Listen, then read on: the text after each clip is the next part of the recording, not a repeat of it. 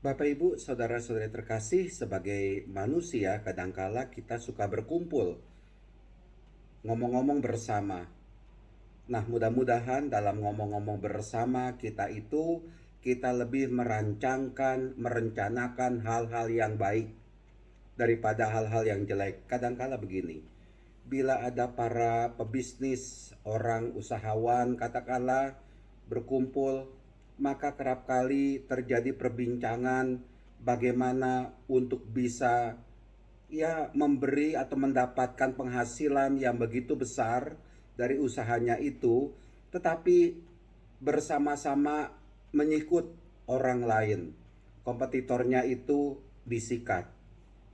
Atau bersama-sama bagaimana supaya dapat keuntungan besar, maka mematikan usaha orang lain.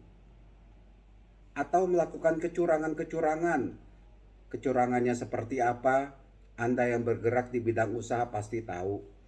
Atau ketika bapak-bapak itu berkumpul katakanlah, maka tercetus ide, bosan di rumah saja, mari kita jalan-jalan cari tempat yang menarik, tanda kutip kita jajan di luar, tanda kutip itu ya, dan akhirnya menikmati yang ada di luar itu. Sehingga terjadilah tindakan tidak setia terhadap istrinya. Nah, Bapak Ibu, saudara-saudari terkasih, dalam bacaan Injil pada hari ini, Sabtu 16 Juli 2022, dalam bacaan Injil Matius bab 12 ayat 14 sampai dengan 21, orang-orang Farisi itu bersekongkol untuk membunuh Yesus. Maka dari itu kalau kita sedang berjumpa dengan sahabat, kenalan, teman, mari yang kita bicarakan itu yang baik, yang positif. Jangan membicarakan yang jelek, apalagi mencelakai orang lain. Jangan seperti orang Farisi lah. Kerjaannya mengincar Tuhan Yesus, membunuh Tuhan Yesus, tidak suka kepada Tuhan Yesus. Mari rencanakan yang baik-baik. Membantu orang lain, menolong orang lain, memperhatikan orang di bawah garis kemiskinan, bisa membantu orang-orang yang punya orang dengan gangguan jiwa, menolong mereka, memberi sesuatu kepada mereka, merencanakan yang baik-baiklah itu ya. Karena saya pikir kalau kita merencanakan yang jelek, kita tidak mengikuti ajaran Tuhan Yesus. Dan kalau kita merencanakan yang jelek, jangan-jangan hal-hal yang jelek itu nanti akan kena kepada kita sekalian.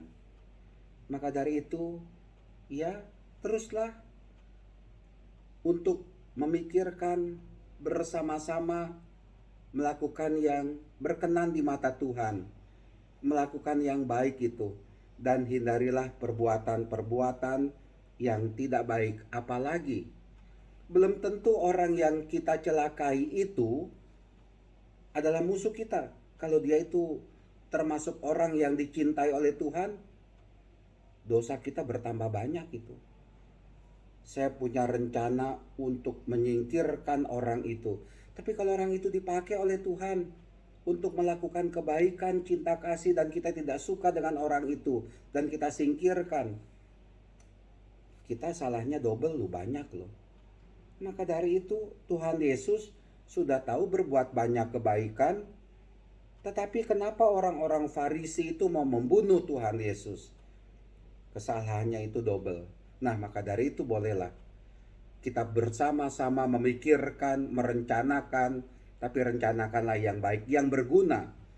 Dan disitulah iman kita, cinta kita akan terus berkembang. Tuhan memberkati kita semua. Amin.